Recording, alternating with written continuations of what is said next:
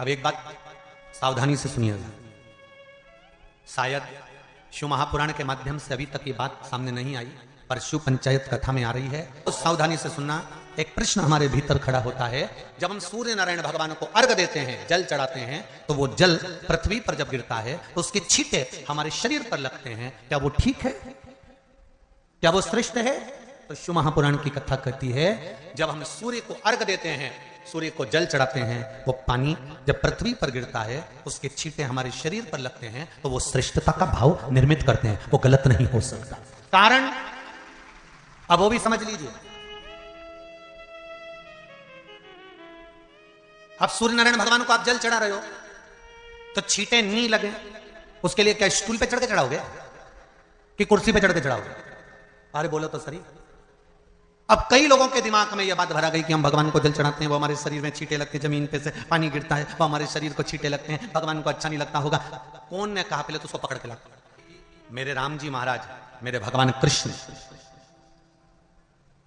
बड़े बड़े संत, साधु, सन्यासी, तपस्वी, साधक, उपासक जितने भी हुए, जिन्होंने सूर्य की आराधना करी, इन्होंने टेबल पे चढ़कर या कुर्सी पे चढ़कर जल नहीं चढ़ाया, इन्होंने पृथ्वी पर खड़े होकर ही, क्योंकि पृथ्वी तत्व के देव हैं शिव।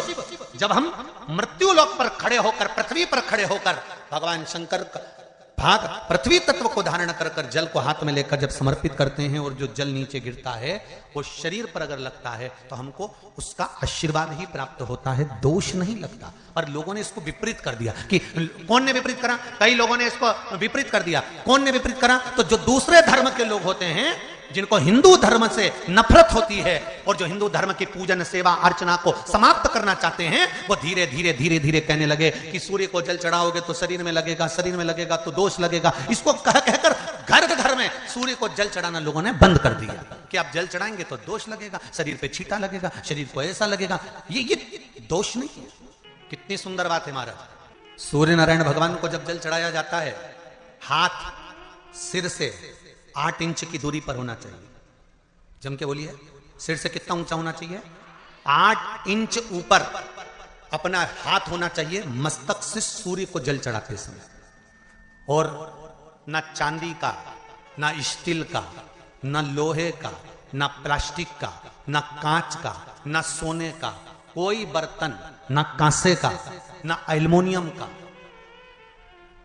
ना पीतल का, केवल एक पात्र होना चाहिए, वो है तांबे का। काय का पात्र होना चाहिए? तांबे का पात्र। और सूर्य नारायण भगवान को जब 8 इंच ऊपर तुम्हारा हस्त है, और जब हम सूर्य को जल चढ़ा रहे हैं, कैसे जल चढ़ाना है वो भी समझ लीजिए। अगर कोई कैंसर का मरीज है, जिसके चेस्ट में कैंसर आ गया हो, लेफ्ट में, राइट में कहीं पर कैंसर आ गया हो, या कोई गठान आ गई हो, तो महाराज आप जल चढ़ाते समय उस जल की धार को, सूर्य भगवान को जब चढ़ा रहे हो, तो धार आपकी गठान की ओर जाना चाहिए, जिससे सूर्य की किरण उस जल में से आपके उस स्थान पर पड़े, उस जगह पर पड़े जहां पर गठान है। महाराज आप लगातार जल तो चढ़ाना चालू करो, अच्छे अच्छे डॉक्टर फेल हो जाएंगे और कह देंगे गठान ठीक हो गई।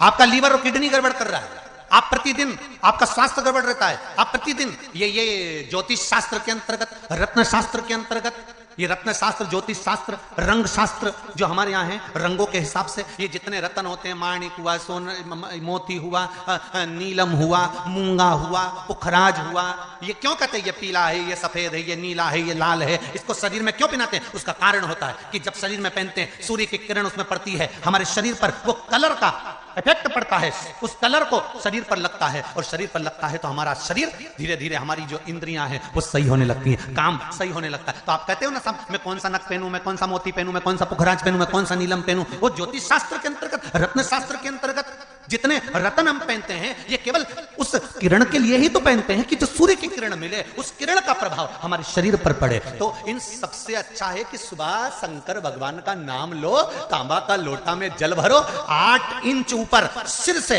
हाथ होना चाहिए, और सूर्य नारायण भगवान का दर्शन साधारण नहीं, जो जल तुम चढ़ा रहे हो, वो जल की जो धार आ रही है, उसमें सूर्य का दर्शन होना चाहिए, तो कैंसर की बीमारी कभी नहीं हो सकती। लीवर, किडनी, हार्ट, आपके हार्ट में अगर तकलीफ है, डॉक्टर ने कह दिया कि इसमें नस चोक है, आपको कहीं ना कहीं छल्ला डलेगा, आपको कह दिया इसमें कुछ ना कुछ प्रॉब्लम आ रही है, आप सूर्य को अर्घ देना चालू कर दो, सूर्य को जल चढ़ाना चालू कर दीजिए। आप सूर्य को जल चढ़ाओ, वो जल की जो तरंग आ रही है, वो जल जो निकल कर जा रहा है, उसकी जो किरण आपके हृदय पर, आपकी छाती पर पड़ रही है, नाड़ियों में पड़ रही है, नसों में पड़ रही है, उसका बल देखो तो सही। 1 महीना लगातार चढ़ाओ तो 15 दिन 20 दिन कर तो देखो।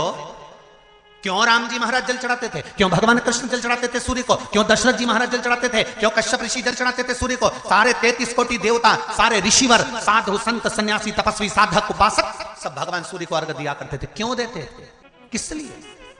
सूर्य नारायण भगवान को जल चढ़ाते समय आपके पंजों की एड़ी ऊंची नहीं होना चाहिए, ध्यान दीजिएगा।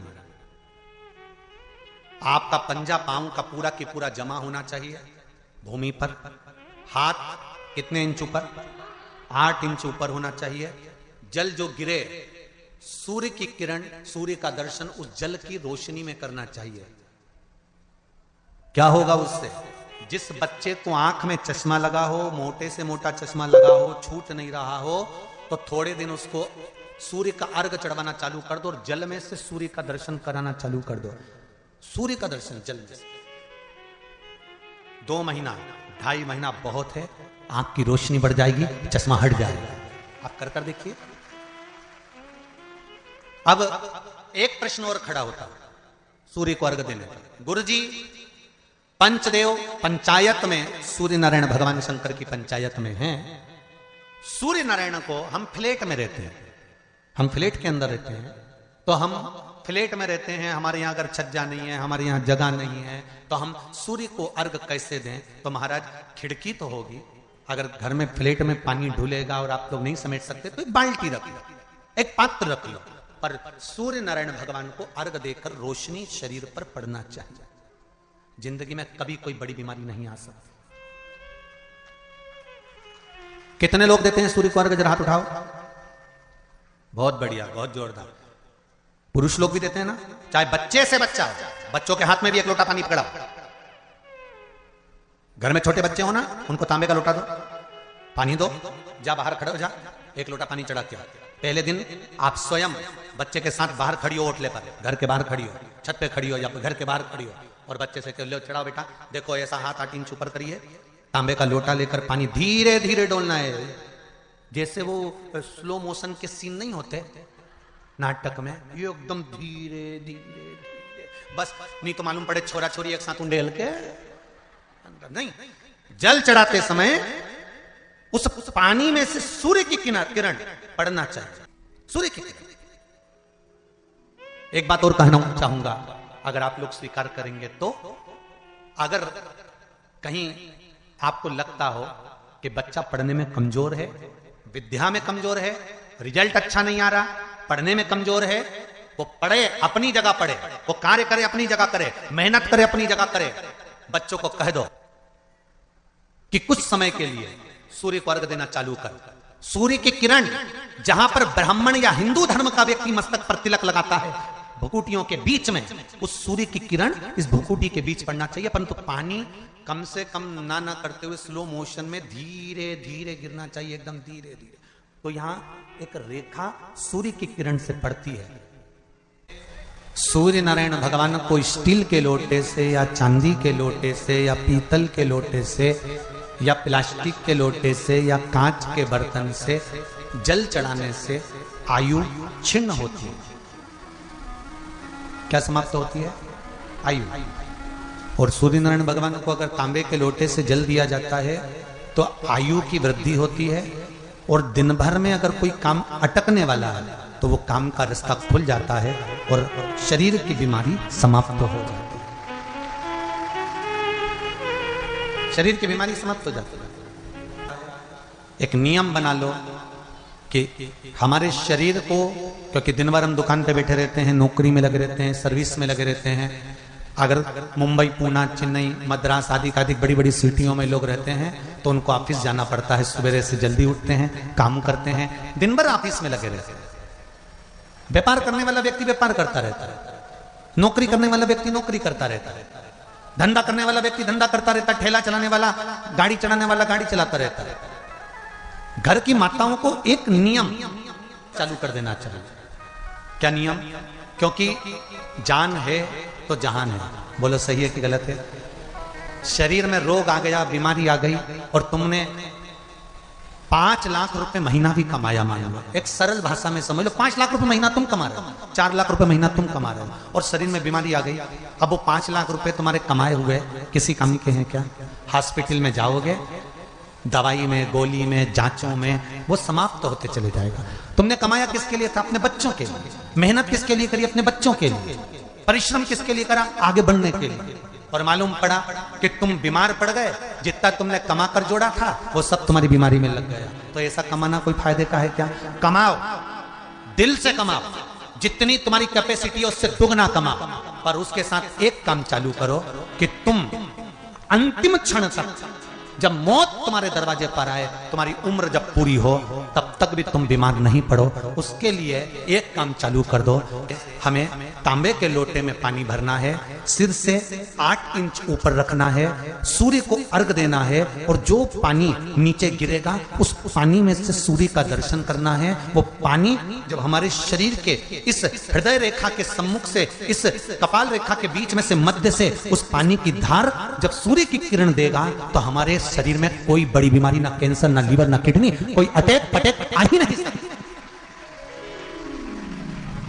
मेरा बच्चों से भी निवेदन है कि आप अपने पापा से कहो, आप अपनी मम्मी से कहो, और बड़ों से निवेदन है वो अपने बच्चों से कहो।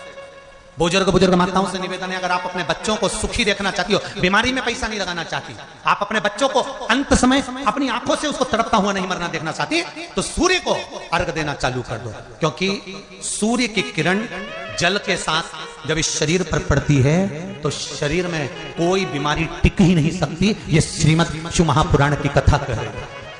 ये ज्योतिष शास्त्र कहता है, रंग शास्त्र कहता है। हमारे जितने ज्योतिष शास्त्र हैं, रंग शास्त्र हैं, नग बताते हैं, मोती बताते हैं, नीलम बताते हैं, पन्ना बताते हैं, ये सब क्या पहनाते हैं? रंग का क्यों पहनाते हैं? क्योंकि रंग का इफेक्ट इस शरीर पर पड़ता है। कपड़े कौन से कलर के पहन रहा है, उसका इफेक्ट इस शरीर पर पड़ता है।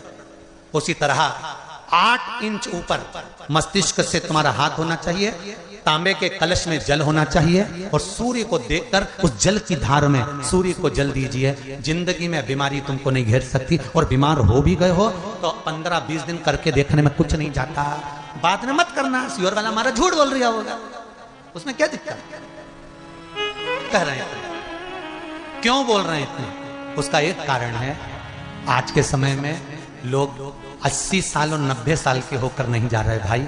आज के समय में लोग अटैक आता है, बीमारी आती है, कैंसर हो गया, शुगर हो गई, बीपी हो गया, 60, 70, 75, 55, 40 में लोगों के प्राण छूट जा रहे हैं।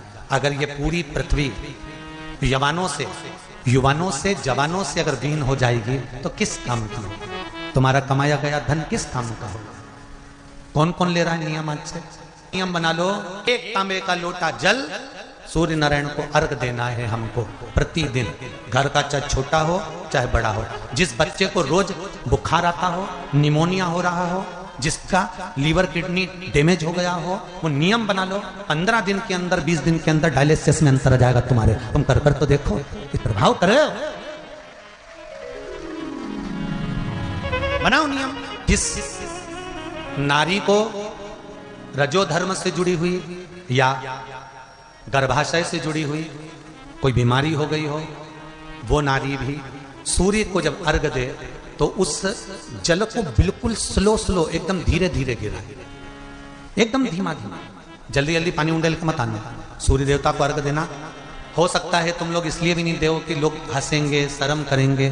तो दुनिया हंसे, जब हॉस्पिटल में पड़े रहोगे तब नहीं हंसेंगे कि कमा कमा के मर गया, ले यहीं छोड़ दिया। जब भी तो लोग हंसेंगे। तो उससे अच्छा है दुनिया आग लगे बस्ती में। अरे अच्छे से बोलो जरा, आग लगे बस्ती में, अपन रहो मस्ती में। और एक निवेदन हो रहे, जो ये बात कही है इसकी क्लिपिंग आप काट लेना और सारे के व्हाट्सएप पे भेज देना।